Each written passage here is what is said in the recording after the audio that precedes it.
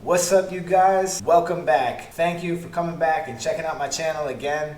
And today I'm going to talk about something a little more difficult than usual. This guy has some very difficult hair to fade. And I would like to sit back here and tell you that all fades are easy and all fades can be handled the same way and everything is just lollipops and rainbows. The truth is, I've been doing this too long to lie to you, and I don't have anything to prove. I've got 15 years, and I'm going to tell you right now, some things are much more difficult than other.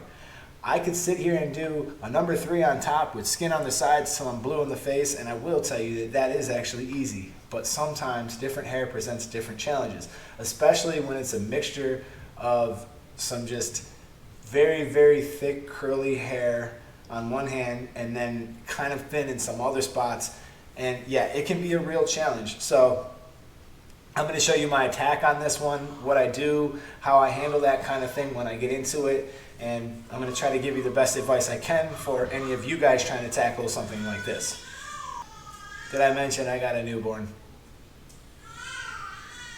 And a bitchy wife. Shut up.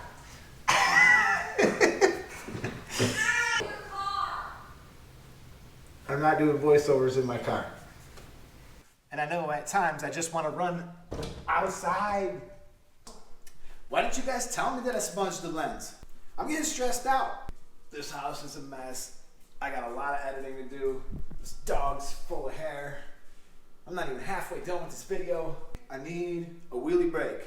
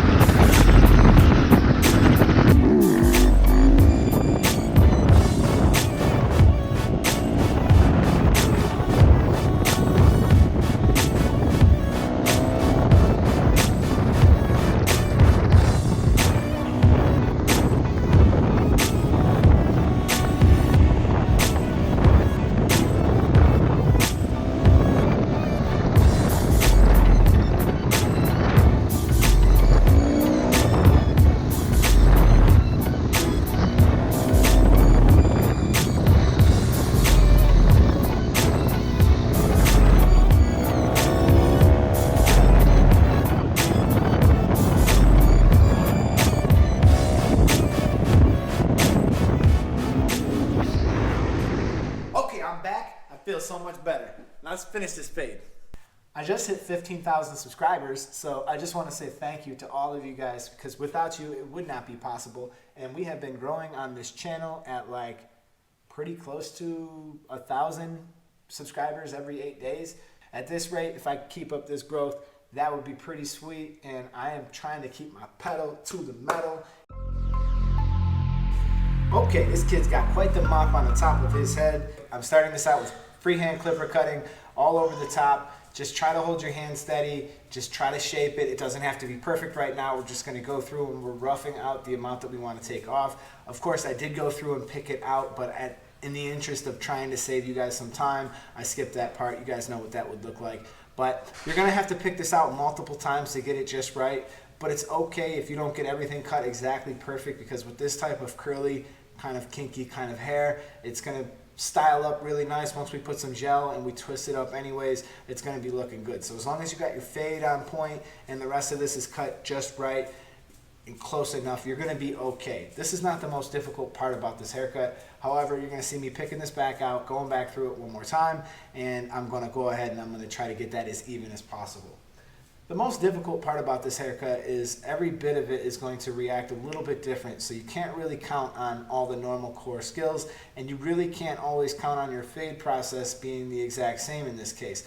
So I'm going to begin this by going with the grain with the number 2, because in the interest of trying to keep some of that hair above the parietal ridge dark, I want that hair to remain dark, because I want that to be the contrast to my fade. I want that really light, nice skin fade at the bottom, and I want that really dark, thick hair to remain at the top. So you see me going through doing clipper over comb, and if you have issues with doing clipper over comb, please refer to my clipper over comb video. I'll put it up in the cards.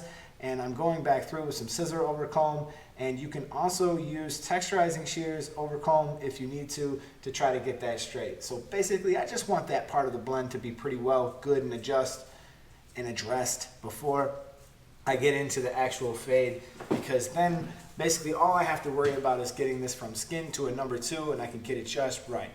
So you see me going through right now, and I'm actually using my trimmers to put in the guideline.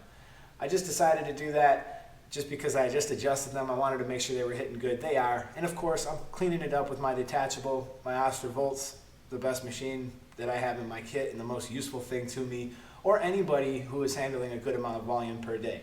Now also, I've only filmed half of this haircut. I am doing this at my normal job. I have a lot of customers to deal with, and I'm just trying to get some of this filmed. So I'm going back through with my Bronze Series 9.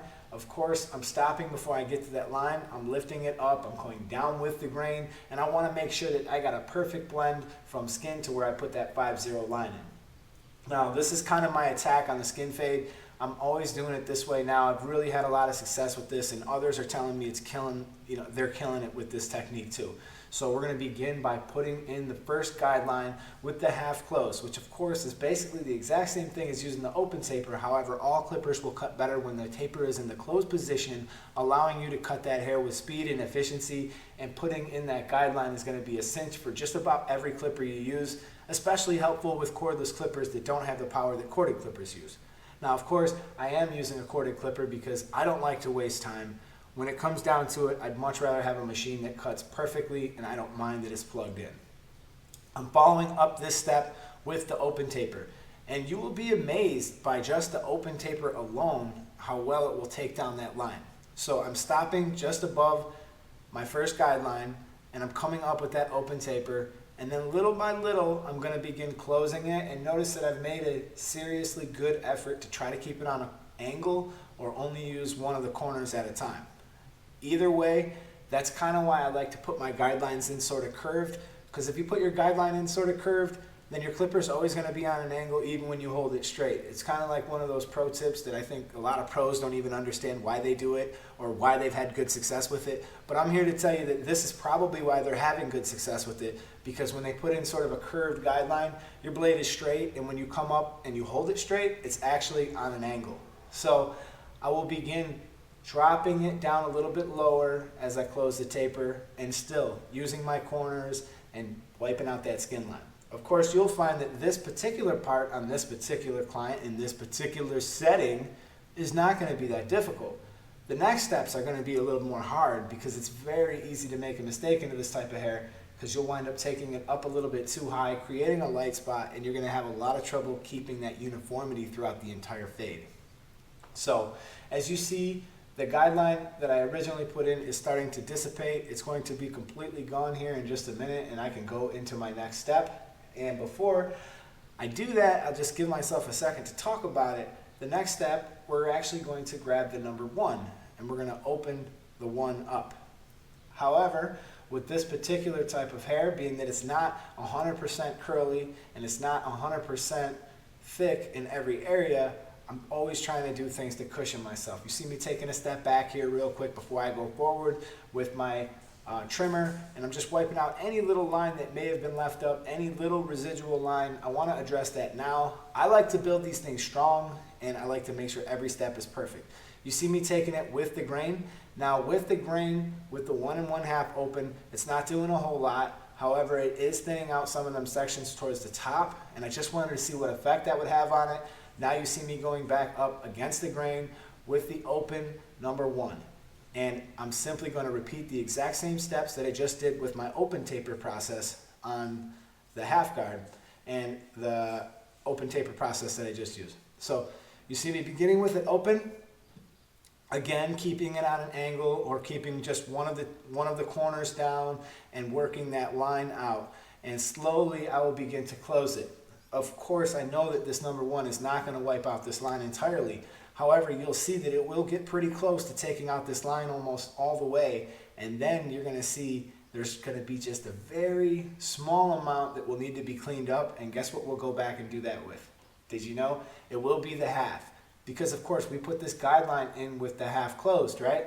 So the number 1 is not going to be able to get short enough to wipe it entirely out. So now I'm going back with the half. I have it open and on a slight angle, and little by little I'll begin using those corners and keeping it on an angle and working that last little bit of that line out.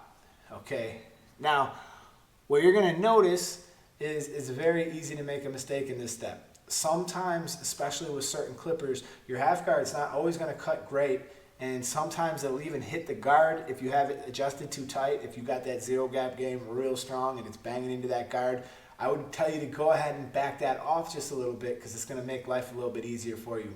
But sometimes you'll find with the half guard that it cuts really good in some spots, and then it won't cut so great in other spots. So I want you guys to keep that in mind, and just, you might have to go over certain spots a lot of times before it actually cuts properly, but don't force it all the way up into an area where you're not sure. If you're not sure, return to the one open, one closed, and then try to touch that line with that. See, now, once I've gotten that half guard open and I did that half guard closed, you see the fade is starting to come out pretty good. I can move into my next step, which of course is going to be repeating the same process with the 1 and 1 half. 1 and 1 half open, 1 and 1 half closed, and I'm staying just below that, and then I will probably return to the number 1. Number 1 open, number 1 closed.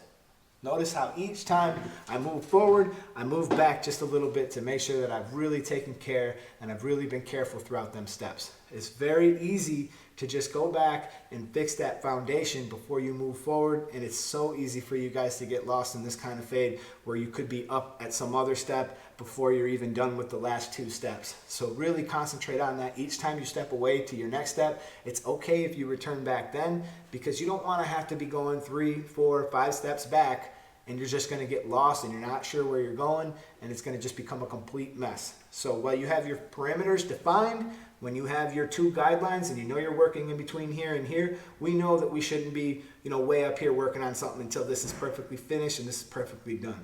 Okay, I'm going to go through, I'm going to do this kid's edge up, and he, being the type of hair that he has, and his previous haircut had been a long time, and a lot of his hair had started to grow kind of over top of his edge. You can do yourself a little bit of a front fade here. Again, this is with freehand clipper cutting, just trying to get rid of some of that stuff that just flops over the top, and it's going to take up my nice clean edge that I want to put up. It's going to take over the look of my nice clean edge that I'm trying to put on him. So I want you to just go ahead and shape that area up so everything's nice and round, everything's nice and smooth. Freehand clipper cutting, move slow, move careful, be methodical, step back, look at it a few times, and just try to be careful. Don't try to do too much at once. And this kid's got a pretty good edge, so I'm just going to go ahead. I'm going to start in the middle. I'm going to work my way out to the corners, and I'm going to go ahead and I'm going to get this line on point. Now, every time you guys are looking at Instagram or maybe other barbers or stuff like that, and you see these guys just coming with these perfectly crisp edge lines, I want to tell you guys that there is no secret potion to the edge up. It just takes time. We're going over it over and over and over again. We're stepping back and we're looking at it. And this process is just just you have to keep working at it to get this just right. So most of the time when people show you videos, they're showing you the last 2 taps that they're not even cutting anything. So I just want to warn you guys that there isn't some secret sauce here about doing these edge ups and making them look so perfect. All it really boils down to is you stepping back, looking at it, making sure you got everything right, making those adjustments that you need to make. And at some point, you're going to have to draw the line on where you want to call your quality, because we're trying to do a good amount of haircuts in a reasonable amount of time. We have to give each client the amount of time and respect that they deserve. So, but at some point, no haircut is perfect, and you're going to have to figure out where that is for you in your process. I'm going to go through and I'm going to put a little bit of enhancements in here just to darken up his edge, get my photograph perfect from my thumbnail. No, I'm playing. No, I love doing enhancements. I do them all the time. I think it really is fun. It makes the work stand out, and I'm not one of these people who are like against it or anything like that. I think it's one of the coolest things that's been ushered into this industry, and if anybody is not getting into enhancements yet, or you're on the fence about it because you have some kind of pride inside about it, just do it, man. Just do it, because there is some skill involved in doing this. And if you guys want, I can do some more further videos on enhancements. In fact, since I've done my last enhancement video, I've found all kinds of different little tricks and tips that I've found that work really good for me.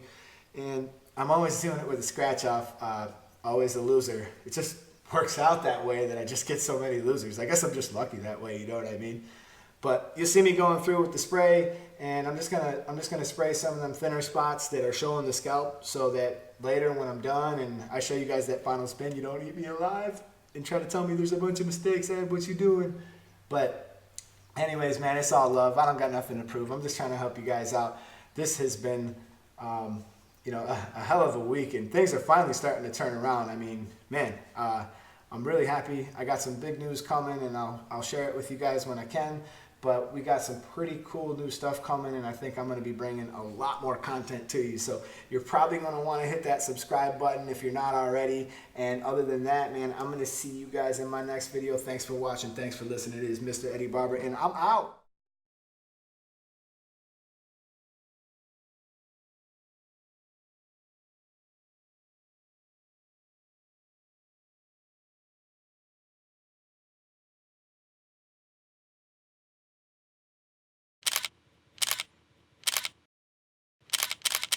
And now, a word from our sponsors. We don't have any sponsors, okay?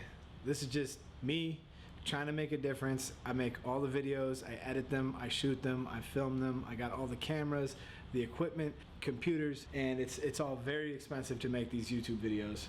Okay, anybody who's interested in checking out some of the tools that I use, like this is my total favorite setup. It's battle tested. I've used it for many years. Most of the stuff here has been here for a long time, and it works excellent. Go ahead and click that link in the drop down below and you can check those out. And I finally got some merch up on the channel, and if you decide to scoop one, it really helps the channel out. If this channel helps you out and you want to support it and you want to see more of it, anything you do like that will really help me out. And also, I want to do more product giveaways and stuff like that, but it's expensive, and I left a link to my PayPal down below. If you guys kick in a little donation, we're going to start getting in some of this. I can start giving away more clippers, and I can start doing some more things. You find it in your heart to throw even just as little as $1 or $2, it could... Alright, man, I just got finished with this edit, and there's just a couple more things that I wanted to add to it that I think maybe could be helpful. The reason why this hair can be so difficult is the fact that if you notice, if you look at it, there's some spots when that hair curls and it swoops around that it actually shows the scalp pretty good. That's kind of why the enhancements are pretty nice to use on this haircut, because it can fill in them spots and give it more uniformity that it doesn't actually already have. But just some other advice that I would give you guys, and the reason why you see me kind of addressing the parietal ridge area first is because I wanted all that hair to remain smooth, but I wanted it to be dark.